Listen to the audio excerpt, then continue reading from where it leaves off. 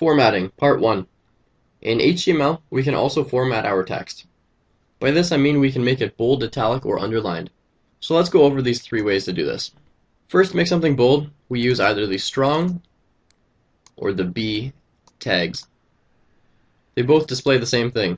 There is a difference though. The difference between strong and bold is that strong is used more for screen readers. Strong in the browser will show up as bold, but when it is being read by a screen reader, it adds less emphasis than the B tag does. If you do not want to have any screen reader change its tone, then use the B tag. Next we have italics. This also has two elements. We can use the EM for emphasis or the I for italics. They both display the exact same thing. It looks the exact same. And again, the difference is very much the same as strong and bold, where EM is used to emphasize and I is for decoration only.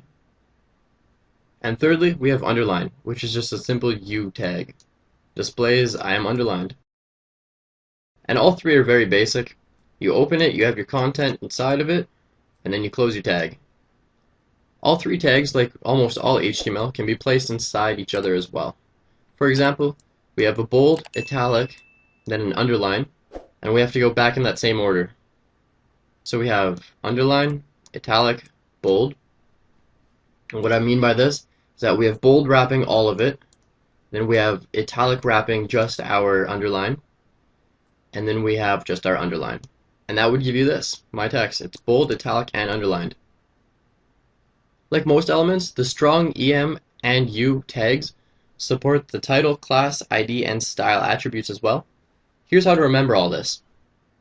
Strong makes your voice bigger, bolder, and better. B is for decoration only. EM, emphasis, adds emphasis to your voice, whereas I is for decoration only, and underline is for decoration only. Now, if you ask me how important it is to use the right B or strong tag or italic elements on a scale of 1 to 10, I'd say it's very minor and give it a 2.